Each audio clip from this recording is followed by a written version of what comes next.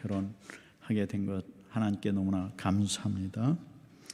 네, 우리 하나님 말씀 읽겠습니다. 창세기 27장 27절부터 29절까지 같이 읽겠습니다. 그가 가까이 가서 그에게 입 맞추니 아버지가 그의 옷의 향취를 맡고 그에게 축복하여 이르되 내 아들의 향취는 여호와께서 복 주신 밭의 향취로다. 하나님은 하늘의 이슬과 땅의 기름짐이며 풍성한 곡식과 포도주를 내게 주시기 원하노라.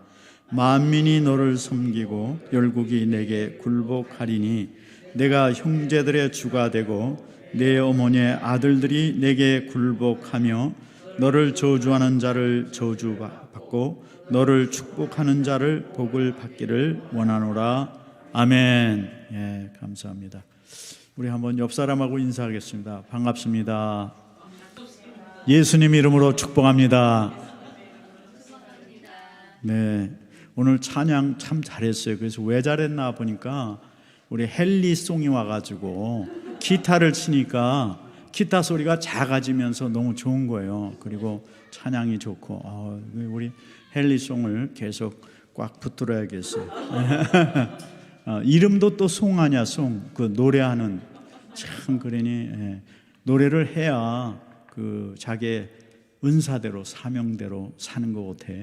어제 세미나에서 제가 은혜 받은 말씀은 그 목사님 사모님이 자기의 은사는 남편에게 순종하는 게 자기의 은사다. 남편을 섬기는 게 은사다.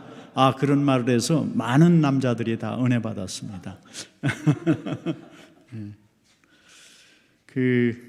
오늘 말씀의 제목은 다 같이 한번 읽겠어요. 쌍둥이 갈등 속에 하나님 주권 섭리. 원래는 장자권 갈등이죠. 장자권이 아들이 하나면 갈등이 있을 게 없죠. 근데 쌍둥이니까 누구한테 이 장자권을 주냐. 그것도 형이 있고 동생이 있고 한 2, 3년 차이가 나면은 당연히 형이 장자권을 갖죠. 근데 쌍둥이란 말이에요. 거의 동시에 낳잖아요. 근데 그 가운데서 누구에게 이 장자권을 주느냐. 이게 이제 갈등의 시작이죠. 그 부모님도 굉장히 골치 아프고 형제들도 서로 골치 아프. 아니 몇 시간 낳는데 형이라고 할 수도 없고 말이죠. 그렇잖아요. 우리 이제 어렸을 때 보면 서너 살까지는 다 이름 부르잖아요. 저도 그 어려서는 저희 누나들한테 다 이름 불렀어요.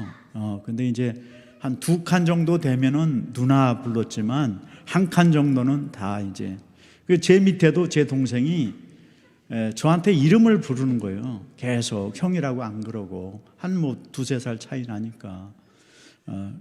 아마 이 집도 이제 근데 쌍둥이는 더 하죠. 그렇죠? 그래서 이제 어느 날 동네 사람들이 자꾸 저한테 그러는 거예요. 제가 중학교 들어가니까 아니 동생이 그렇게 형한테 맨날 이름 부르면 되겠어. 그래갖고 저도 결심을 하고 야, 너 오늘부터 형이라고 그래. 그러니까 갑자기 이게 형이 무슨 웬 뚱딴지 같은 소리야. 이제 그리고 동생이 안 하더라고. 그래서 제가 때렸습니다.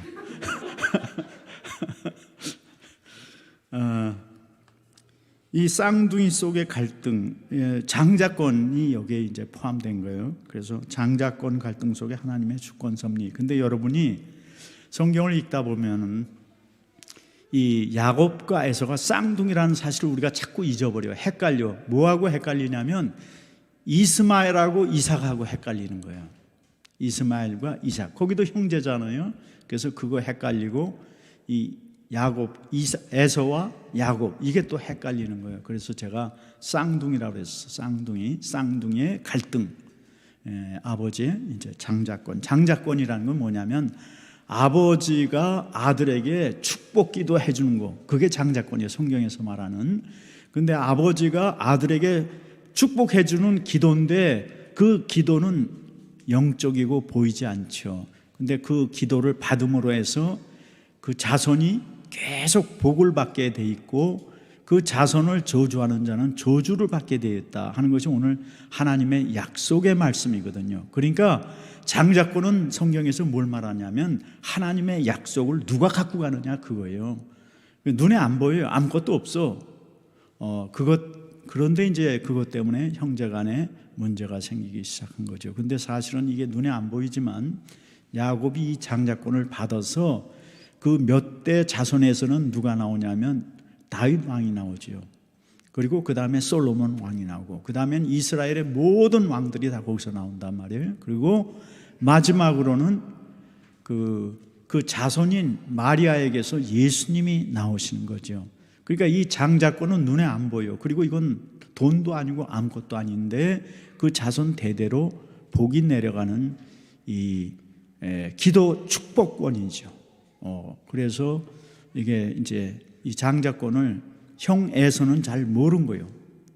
눈에 안 보이니까. 그래서 이것을 업신여긴 겁니다.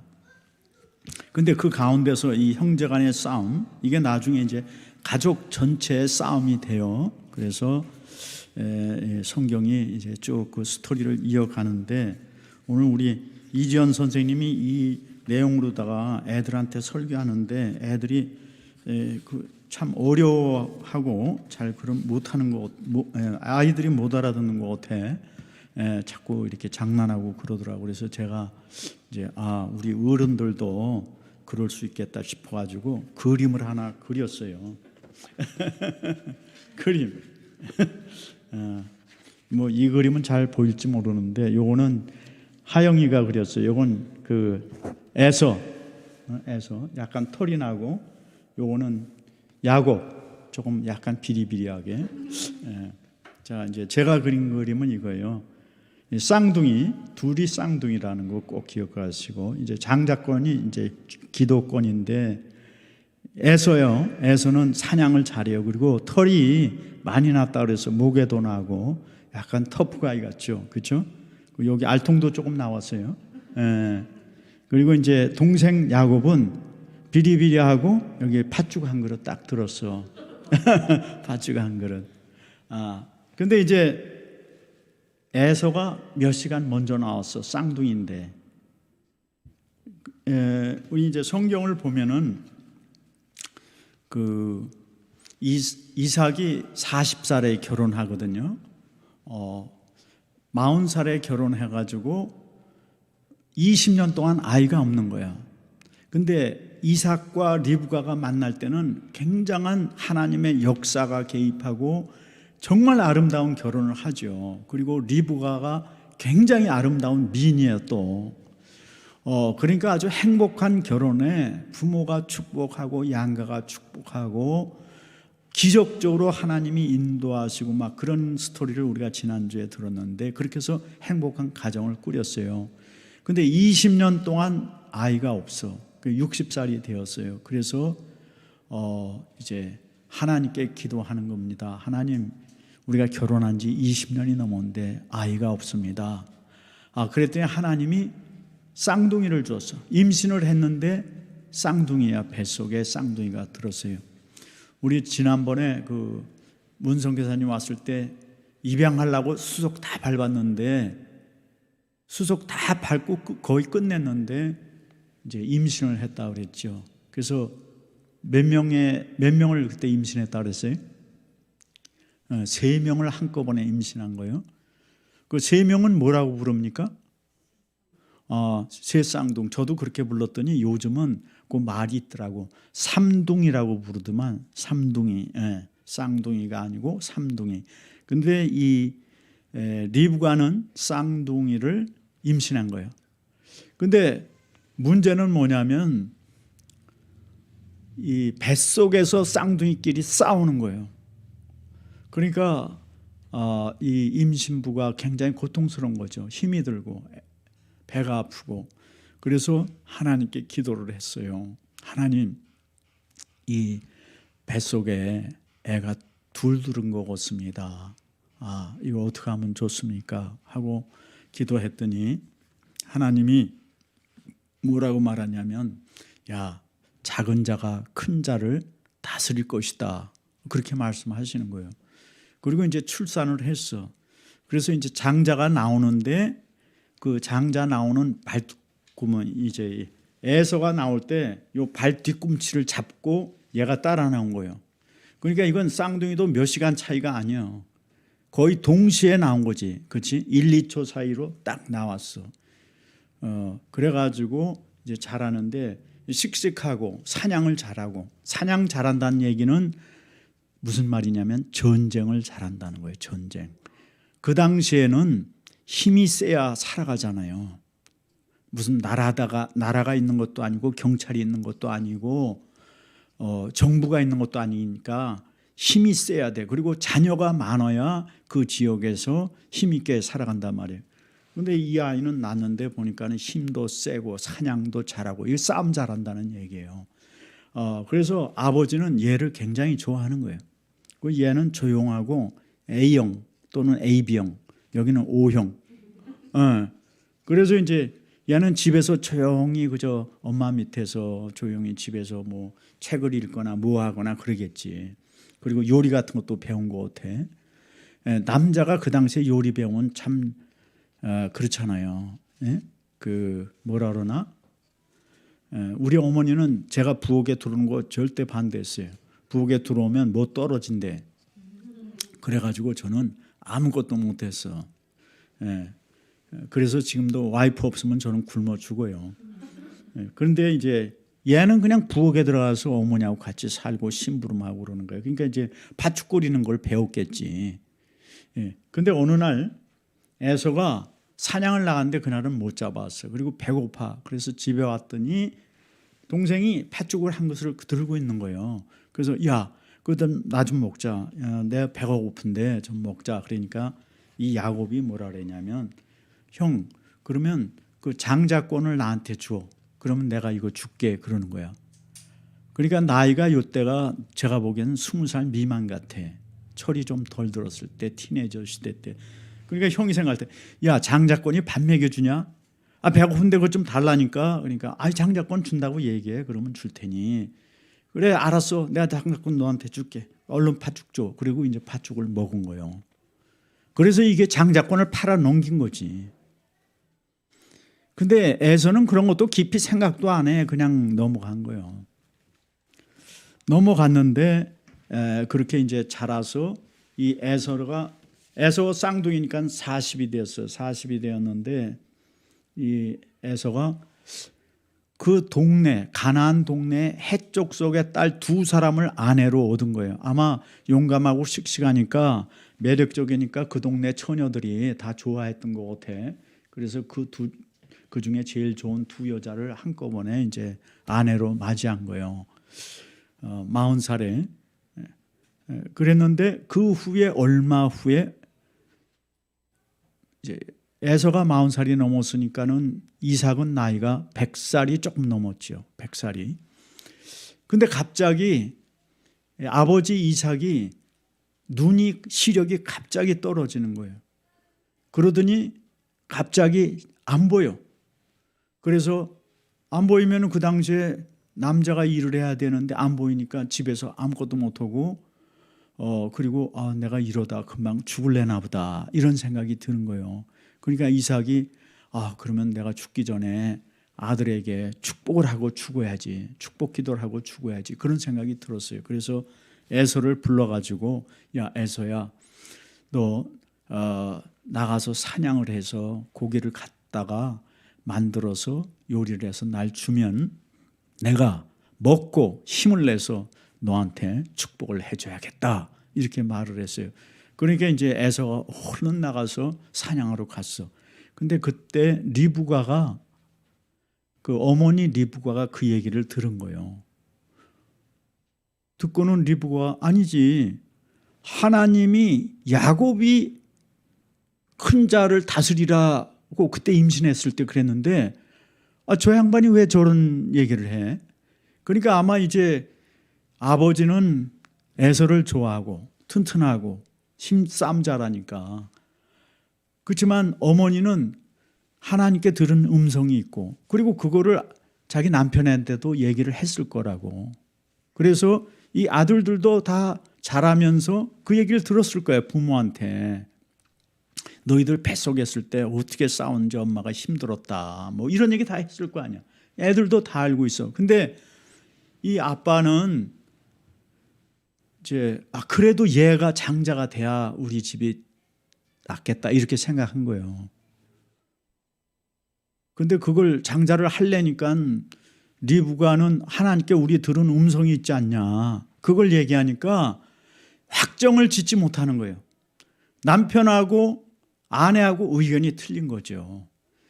그러니까 이 장자권 축복 기도를 하려면 가족을 다 모아놓고 축복하고 같이 음식을 나눠야 되는데 이 아버지가 몰래 살짝 애서만 불러가지고 이걸 하려고 한 거죠. 그러니까 그 얘기를 듣고 리브가가 이건 아니지. 하나님 말씀을 따라야지 저 양반이 왜 저래 그러고 야곱을 부른 거예요. 불러가지고 야 아빠가 이렇게 얘기했는데 너 얼른 가서 염소 새끼 2마리 잡아갖고 와. 가져와. 그럼 내가 요리해서 줄 테니까 네가 아빠한테 먹이고 축복을 받아라.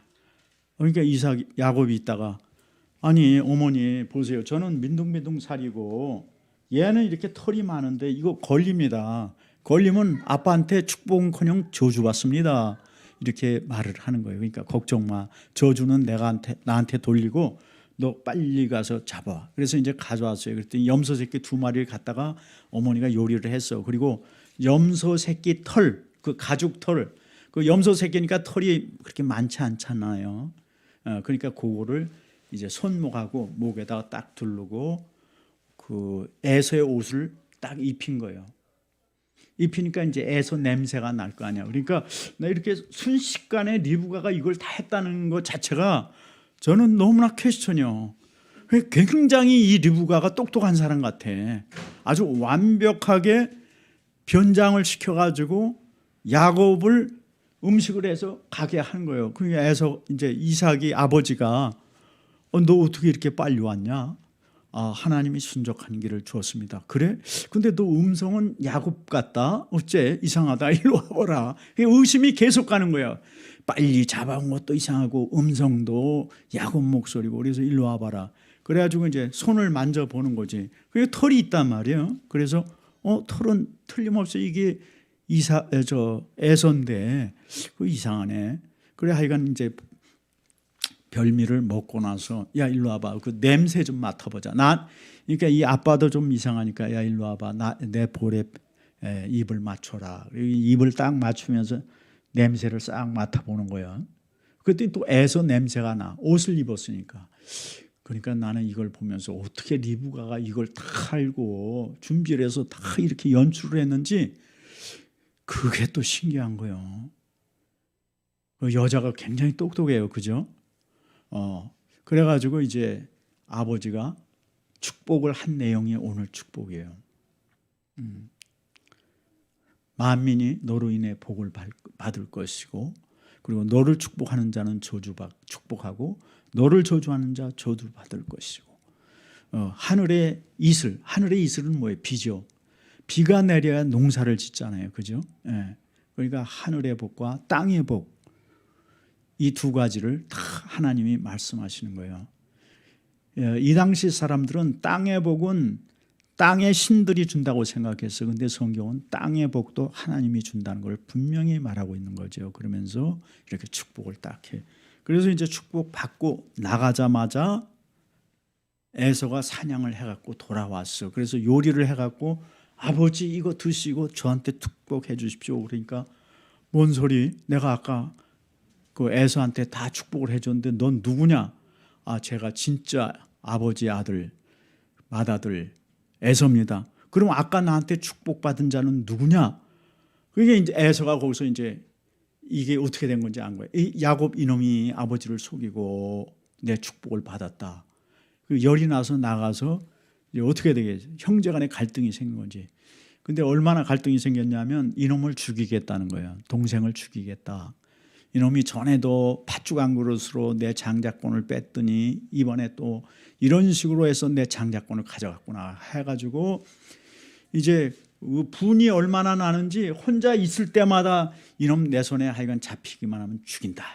아버지가 이제 얼마 안 있으면 돌아가실 테니까 아버지 돌아가시면 내가 이놈 죽인다. 이런 얘기를 그냥 계속 하는 거지. 혼자 있을 때마다 그 얘기를 어머니가 딱 들은 거예요. 이거 큰일 나겠네. 내가 하루에 아들 2를 다 잃어버리겠구나. 그렇게 생각하고는 야곱을 불렀어요. 그래서 야, 너 여기 있다가는 죽겠다. 그러니까 저 외삼촌 집 하란, 메소포타미아, 그 유프라데스 강가의 하란, 거기 이제 1000km 떨어진 그 할아버지 고향으로 가서 너 잠시 며칠 있어라. 형 화가 풀어질 때까지. 예, 그래 풀어지면 내가 기별할 테니 그때 오라. 그리고 이제 남편한테는 그랬어요. 내가 우리 큰아들 에서가 이쪽 가나안 족속 며느리를 얻은 게 내가 너무나 괴롭습니다. 이제 이삭도 그것 때문에 괴로웠어. 왜냐하면 아브라함이 자기 결혼시킬 때 이 가나안 여자들은 동성애 이 지역이거든요. 문란해, 아주 성윤리가 굉장히 문란해. 그래서 그 할아버지가 리브가를 거기서 데려온 거 아니에요. 하란에서. 그 이삭이 자기 와이프가 거기서 왔는데 자기 아들이 지금 이쪽 가나안 족속의 딸들하고 결혼을 했으니까 아버지도 늘 그게 마음에 걸리지. 그런데 이제 와이프가 또 이 야곱은 여기 여자들하고 결혼시키면 안 되겠다고 외삼촌 집에 보내서 내 친정집에 보내서 거기 있는 여자로 해야겠다고 그러니까 그래 맞아. 그래가지고 이제 야곱을 불러서 너 가서 그쪽의 여자하고 결혼해서 와라 하고 보낸 거예요. 보내서 이게 헤어졌는데 그러니까 가족이 보면은 우리가 성경이 간단히 나와서 그렇지 얼마나 갈등 구조예요. 그렇죠? 서로 속이고 속임당하고 또 분노하고 동생을 죽이려 하고 동생은 형을 슬슬 피해 다녀야만 하고 또 자기가 아버지 속인 거 이제 들통났잖아. 그러니까 아버지한테도 가기가 어려운 이런 아주 가족관계가 이상하게 돼버린 거죠. 여러분 살다 보면 여러분 가정에 그런 갈등 없습니까? 남편과 아내도 갈등이고 자식도 5살까지 자식이지 이제 5살 지나서부터는 계속 사고 뭉쳐. 그리고 이제 철들어서 15살 티네이저 되면은 이제 그때부터는 정말 대책이 없고 그러다가 이제 한 곱이 넘어서 20살 되면 정신 차리는 경우도 있고 더 딴 길로 가는 경우도 있고 막 그러잖아요. 우리가 사는 데는 인간은 그냥 너무 갈등과 어려움과 이런 게 다 있어요. 있는데 그렇게 해서 이제 며칠 가 있으라고 그랬는데 이 가족들이 하나님의 뜻은 분명했어. 야곱이 장자가 될 것이다 하고 말씀하셨는데 이거를 아버지도 알고 다 아는데 아버지가 자기의 육신을 따라서 육신에 좋아하는 에서를 장자로 세운 거 이게 이제 문제가 된 거죠. 그렇죠? 또 그걸 에서가 잘 받아들일 수 있었을까? 그거는 뭐 의문이에요. 의문이지만 성경에 보면 이삭의 눈이 어두워졌다. 눈이 어두워진 게 뭐예요? 영적인 눈도 어두워진 거죠. 그래서 영적인 이삭이라는 분이 어떤 분이냐면 자기 아버지가 자기 청년 때에 데리고 가서 끈으로 묶어가지고 칼로 이렇게 제물로 하나님께 드리려고 칼로 찌를 때 순종했잖아요. 이 이삭의 믿음은 대단한 믿음이죠. 지금 우리 아들 잡아가지고 밧줄로 묶고 아빠 왜 날 밧줄로 묶어? 너 하나님께 드리려고. 그러면은 얘네들이 제사를 알잖아. 다 불태워서 그거 가만히 순종하는 아들이 어디 있어요? 나는 없다고 봐. 이삭은 그거 순종했거든. 그거 하나 때문에 하나님이 이삭을 이렇게 복을 주시는데 그런 이삭이 영적인 눈이 어두워지고 육체적인 이게 올라오니까 육체적인 욕망이 올라오고 육체적인 좋아하는 게 올라오니까 하나님의 음성을 무시하고 에서를 지금 장자로 세우려는 게 이게 문제죠. 여러분 믿음은 자동으로 끝까지 가는 것 절대 아닙니다. 날마다 하나님 말씀 읽고 묵상해야 이게 끝까지 가는 거예요. 하여간 그래서 결국에는 이삭의 잘못으로부터 이 가정은 전부 문제가 됐지만 실제 당사자는 형제간이 된 거예요. 쌍둥이가. 그렇게 해서 이제 떨어지는데 리브가는 그 후에 야곱을 다시 못 만납니다. 야곱도 자기 어머니 돌아가실 때까지 어머니 돌아가신 것도 모르고 지내요. 그리고 이제 가족들은 다 이산 가족이 되죠. 왜냐하면 결혼한 자녀들은 이제 따로 텐트 장막을 지어서 따로 가니까, 또 양을 치고 농사하다 보면 자꾸 풀 따라서 가다 보면 아버지와 또 떨어지고, 형제도 벌써 이제 멀리 가버리고, 어머니 20년 살고 돌아가시고, 20년 동안 야곱이 하란 땅에서 살다 왔으니까 20년 사이에 리브가는 죽은 것 같아요. 그래서 가족이 완전히 이산가족 풍지박산이 되었어요. 여러분, 우리가 하나님이 축복하는 가정, 하나님이 함께 하시는 가정도 이렇게 여러 가지 풍지박산, 갈등, 싸움 이런 게 다 있어요. 왜 그러냐면 근본적으로 우리는 죄성이 있어. 죄성이 있기 때문에 하나님을 믿든지 안 믿든지 이 육적인 것이 계속 나오는 거예요. 그래서 교회 안에 갈등, 싸움 다 있어요. 근데 하나님은 그걸 선으로 바꾸죠. 싸워가지고 두 교회가 갈라졌어. 그럼 교회가 두 개 돼. 거기 또 갈라졌어. 그럼 네 교회 되더라고. 그러니까 한 40년 전에 여기 교회 하나밖에 없었대. 에난데일에. 근데 이제 서로 갈라져서 두 교회 됐어. 북버지니아 교회하고. 그 다음에 또 갈라져서 또 장로교 하나 나오고. 그래갖고 지금은 몇 교회냐면 240개 돼요. 이 지역에. 예. 그러니까 사람은 자기의 욕심대로 하지만 하나님은 계속 그걸 바꾸는 거예요. 선으로 바꿔. 하나님 뜻은 계속 이루어져요. 그게 꼭 좋은 건 아니지. 좋은 건 뭐예요? 야, 우리 이렇게 서로 의견이 다르니까 우리 그냥 서로 교회를 따로 이렇게 축복하고 헤어지면 어떻겠느냐. 그렇게 해서 헤어지는 교회도 있긴 있어요. 그러면 정말 좋죠. 그렇죠?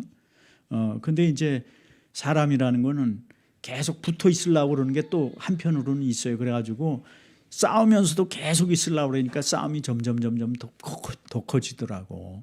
그래서 나중에 끝장을 보게 되면 끝장은 갈라지는 거예요. 그러니까 여러분이 그런 지혜를 가지시고, 이게 조금 화합이 어렵겠다 그러면 서로 축복해주고 내보내는 거, 이게 이제 제일 좋은 방법이죠. 예. 그렇게 해서 이제 이 고난, 하나님이 축복을 주시고 우리가 축복을 누리는데, 누리면서도 그 속에 고난이 있어요. 왜? 우리 자신이 잘못한 것들이 많이 있잖아. 그래서 고난은 우리가 받아. 그러니까 야곱도 자기 삼촌 집에 가지고 사기를 몇 번 당하잖아요. 그렇죠? 그래서 삼촌 집에서 20년 일하는데 20년 동안 죽도록 고생했어. 그리고 이제 나중에는 내가 여기서 죽도록 14년 고생했는데, 근데 내 소유가 아무것도 없다. 나 어떻게 사냐. 애들하고 와이프하고. 그러니까 이제 좋아. 그러면 너하고 나하고 계약을 맺자. 그래서 앞으로 네가 양을 칠 때 깨끗한 양은 다 내 거. 그리고 얼룩지고 털이 얼룩지고 이런 것들은 다 네 양 해라. 해가지고 그때부터 또 6년인가를 일하죠. 그런데 나중에 보니까는 양이 얼룩진 게 절반 이상이 나오는 거예요. 하얀 양, 누런 양이 또 절반 나오고. 그러니까 주인 라반 외삼촌이 볼 때는 이게 뭐야? 왜 내 양이 이렇게 요거밖에 안 돼? 얘 양은 왜 더 많은 거야? 안 주려고. 그러니까 이제 할 수 없이 야곱이 이거 더 있다가는 안 되겠다. 우리 내 양 가지고 멀찌감치 다시 고향 땅으로 돌아가자고 가버리잖아, 밤에. 그러니까 이제 라반이 죽이려고 자기 아들들 데리고 쫓아오잖아요. 쫓아와서 죽이려고 하는데 그 전날 밤 하나님이 라반에게 너 네 조카 야곱에게 손대지 말라. 꿈에 그러시는 거예요. 그러니까 라반이 손을 못 댔어요. 그리고 너 나한테 좋게 얘기하고 갔으면 내가 좋게 보낼 텐데 왜 밤에 나한테 인사도 없이 떠났냐. 그렇게 해서 이제 보냈죠. 그러니까 야곱도 20년 동안 고생 죽도록 했어요. 하나님의 축복은 받지만 고난도 같이 받는다. 우리가 하나님의 명령을 순종하지 않으면. 그래서 여기서 우리가 알 거는, 그럼에도 불구하고 우리가 실수하고 죄를 져도 하나님은 끝까지 우리를 축복하신다는 것. 약속하신 축복은 끝까지 그분이 이루신다는 사실을 우리가 믿어야 돼. 아, 내가 이렇게 허물이 많고 그러니까 하나님이 나를 버리셨나? 그렇지 않아요. 하나님은 버리는 게 아니라 그 잘못을 고치기 원하시는 거예요. 수정시키시기 원하는 거예요.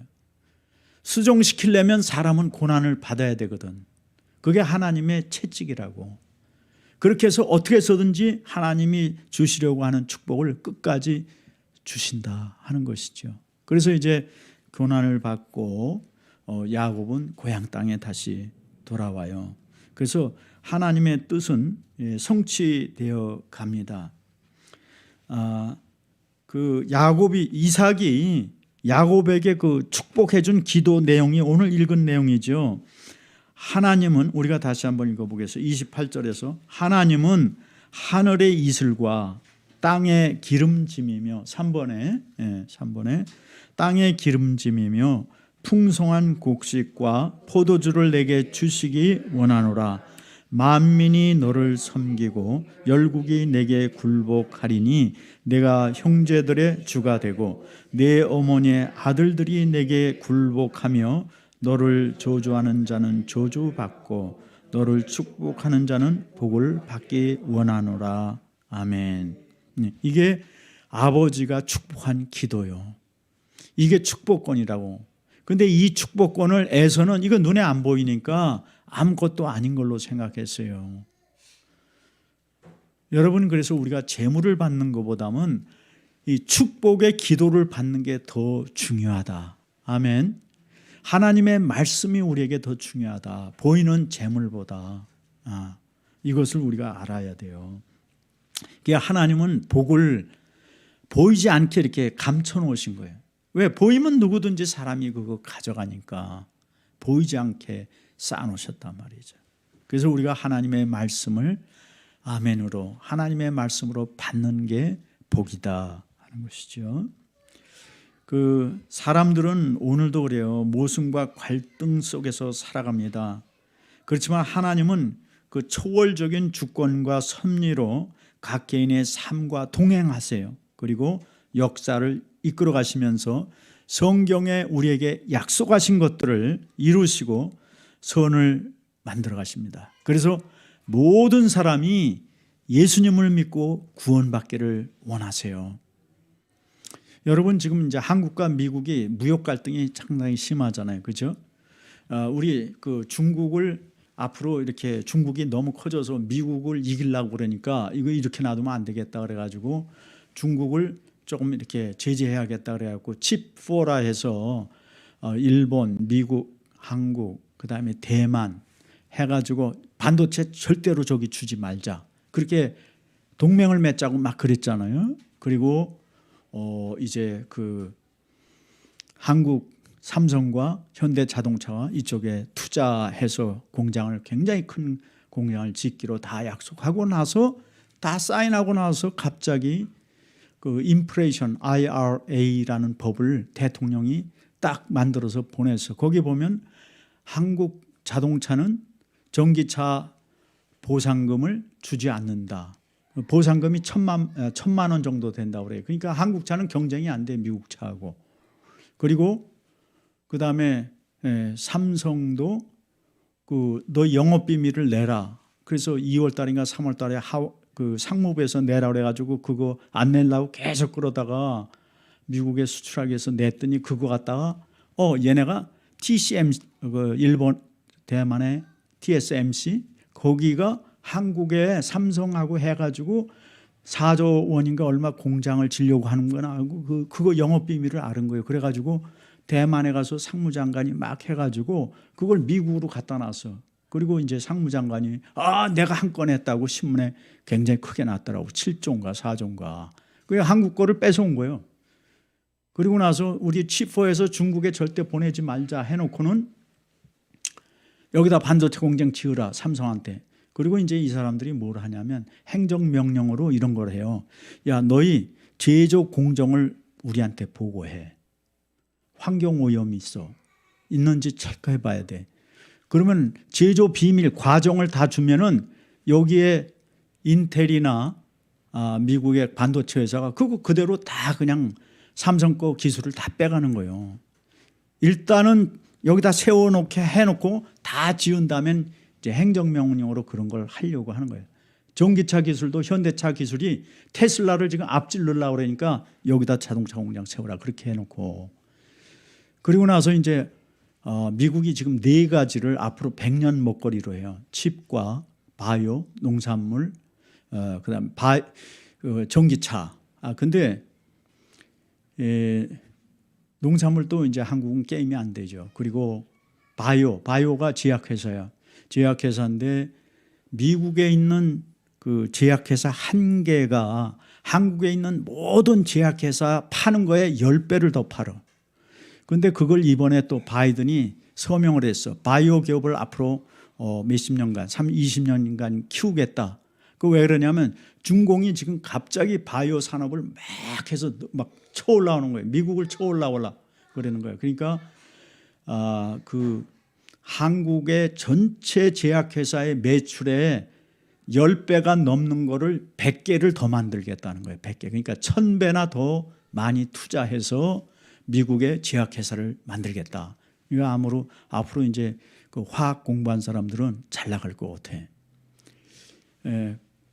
그렇게 해서 이제, 그런데 이제 이게 뭐냐면 칩4에서 한국의 반도체는 중국에 못 팔게 했단 말이에요. 자꾸 팔지 마라. 여기 들어와라. 동맹 들어와라. 지금 계속 강요하고 있잖아요. 근데 한국은 중국의 수출을 60%를 해. 미국보다 더 많이 한다고. 그냥 수출을 막아놓고 이쪽에 투자하고 영업비밀 내놔라 해놓고는 자기네는 지금 다 그게 끝난 다음에 애플이 중국의 그 반도체 공장 투자를 엄청나게 한 거예요.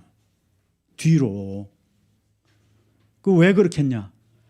중국이 반도체 시장 전 세계 60%를 차지하니까 미국에서 만들어서 미국에서 팔겠다 이거야. 한국과 대만은 못 팔게 막아놓고 자기네가 장기적으로. 자동차, 전기 자동차도 현대자동차에 질 가능성이 많으니까 자동차를 현대자동차가 못 만들게 이렇게 1000만 원씩 미국 차에다가는 세금 감면을 해줘서 발전시켜 놓고, 그 다음에는 전기차 테슬라 공장을 중국에 또 엄청나게 지금 확장시키는 거를 허락한 거예요. 그래서 중국 시장도 테슬라가 다 잡겠다. 현대차는 못하고. 그러니까 이게 뒤통수 친다고 지금 한국 사람들이 그러는 거죠. 제가 이제 왜 이런 말씀을 드리냐면, 이거 모순 아니에요. 그렇죠? 그러면 한국이 미국을 대항할 수 있어요? 대항 못해. 죽었다 깨어나도 못해요. 그러면 우리가 뭘 해야 돼? 하나님을 의지해야 돼. 하나님께 기도하고 하나님을 의지할 때 하나님께서 그냥 한국을 지켜주시는 거예요. 한국이 6.25 때 뭐 172 이하 필리핀보다 더 못 살았는데 왜 지금 10대 강국 경제 대국으로 올라왔느냐? 원인이 뭐냐 이거예요. 원인이. 그거는 많은 사람들이 하나님께 기도하고 복음을 전하고, 그래서 한국 사람들이 교회가 많이 생기고, 그래서 하나님이 그냥 한국에 복을 주신 거예요. 그래서 지금 전 세계 선교사가 미국이 2만 명 정도, 2만 5천, 한국이 2만 1,000명 정도. 전 세계에서 선교사 제일 많이 보내는 나라가 딱 2나라예요. 나머지는 다 몇천 명, 3천 명, 2천 명 수준이에요. 그러니까 하나님이, 이 복은 하나님이 주시는 거예요. 하늘의 복과 땅의 복을. 근데 왜 한국이 이렇게 경제가 발전하고 우리가 이렇게 큰 경제 대국이 되느냐? 그는 하나님이 교회 때문에 복을 주신다. 그래서 선교할 수 있도록. 30년 전에 저희 이제 조그만 단체에서 우리가 선교를 해야겠다고 선교사에게 선교비를 보내려고 그러는데, 파라과이에 선교를 보내려고 하는데 그때는 돈이 없으니까 국가에서 달러를 외국에 못 보내요. 금지.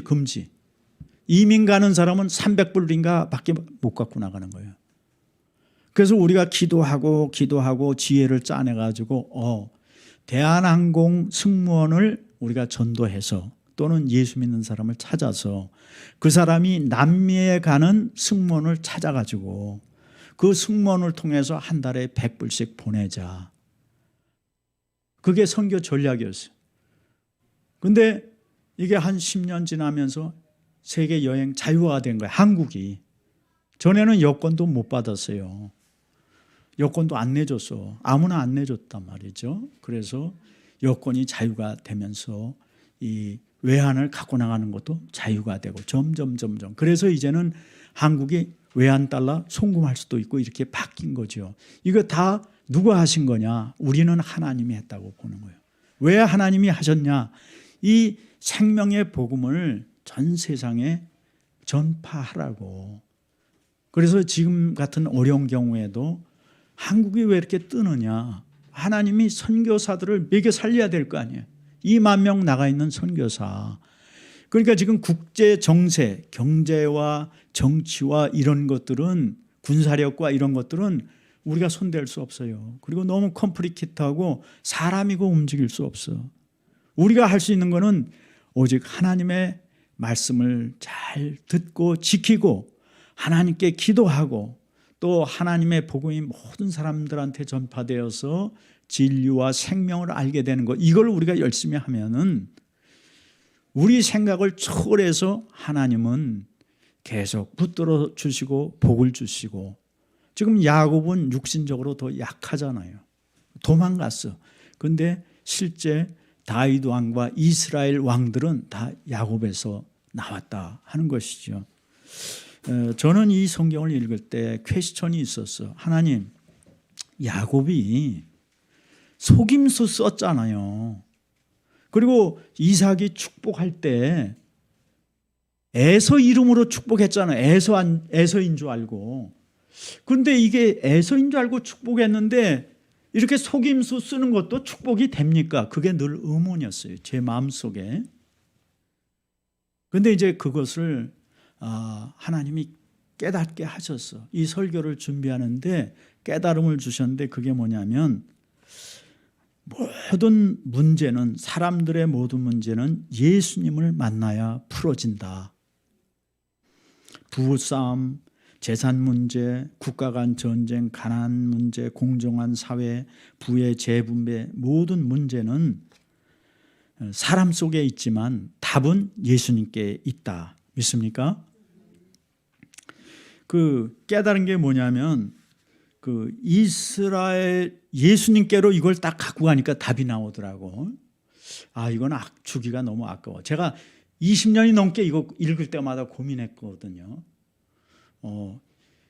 예수님께 이 문제를 딱 갖고 왔더니 지금 에서는 이스라엘 교회라는 거예요. 구약 교회.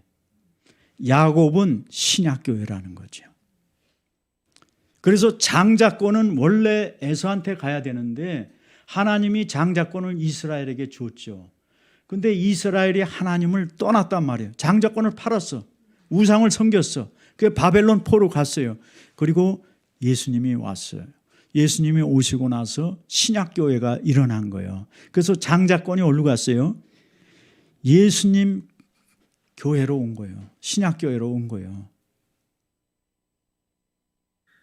이게 야곱한테 넘어간 거죠. 그래서 쌍둥이를 딱 놔둔 거예요. 구약교회, 신약교회. 근데 예수님이 오셔서 이 둘을 어떻게 하나 되게 하시고 나중에는 모두 다 구원하시는 이 놀라운 드라마를 하나님이 창세기에 숨겨놓으신 거예요. 아멘? 네. 그래서 하나님은 그 구원 계획을 우리가 알 수 없는 초월적인 놀라운 섭리로 이걸 숨겨놓으셨구나. 그런 거를 이제 깨닫게 되었습니다. 우리는 그래서 하나님의 놀라운 계획을 다 알 수 없어요. 오늘 우리가 현장에서 만나는 형제간의 싸움, 장자권의 싸움, 재산 싸움 뭐 이런 거 여러 가지 하지만 우리가 그냥 그래도 하나님의 말씀을 믿음으로 손해보더라도 따라가도 하나님은 반드시 그 섭리를 이루시고, 우리가 욕심부리고 막 하면은 하나님 뜻 이루어지긴 지는데 고생해. 서로 다 고생하면서 이 뜻이 이루어진다는 것을 우리가 깨닫고 예수님 말씀대로 우리가 섬기는 자, 낮은 자, 겸손한 자, 양보하는 자로 해도 절대로 우리가 실패하지 않는다. 성공한다. 이긴다 하는 것을 믿음으로 믿으시고 우리의 지혜만 너무 의지하지 말고 우리의 경험을 너무 의지하지 말고 초월적으로 섭리하시는 그 하나님의 주권, 처음과 마지막이 되시는 그 하나님의 주권에 우리가 맡기고 사는 인생이 복된 인생이 되고 또 하나님의 뜻을 종국적으로 이루는 좋은 성도들이 될 줄로 믿습니다. 같이 기도하겠습니다. 오늘 주신 말씀 생각하면서 1, 2분 정도 여러분 마음에 깨달은 것 있으면 하나님께 감사하고 내가 이렇게 살아야겠구나 결심할 수 있기 바랍니다. 하나님 아버지 은혜를 감사합니다. 우리가 살아가면서 만나는 여러 가지 갈등의 문제, 또 다툼의 문제, 이익의 문제, 양보할 수 없는 내 생존의 문제 가지고 싸울 때가 너무나 많습니다. 그러나 진정 우리의 생존의 문제를 주관하시는 분은 하나님이시니 우리가 믿음의 눈을 가지고 현재 보이는 세상만 보지 않게 하여 주시옵소서. 그래서 우리가 양보하는 삶, 헌신하는 삶, 섬기는 삶, 낮아지는 삶을 우리의 뜻대로 하는 것이 아니라 하나님의 약속의 말씀을 붙잡고 우리가 살아갈 때 승리하고 이길 줄로 믿습니다. 주여, 우리가 날마다 하나님의 말씀을 읽고 묵상하고 기도하는 가운데 성령의 인도하심과 도움을 받고 그 능력으로 하나님의 뜻을 이 땅에 이루며 많은 사람들을 예수 그리스도께로 복음으로 인도하는 생애가 되게 하여 주시고 하나님 앞에 쓰임받는 귀한 생애가 될 수 있게 하여 주시고 또 교회가 되게 하여 주옵소서. 감사합니다. 예수님 이름으로 기도합니다.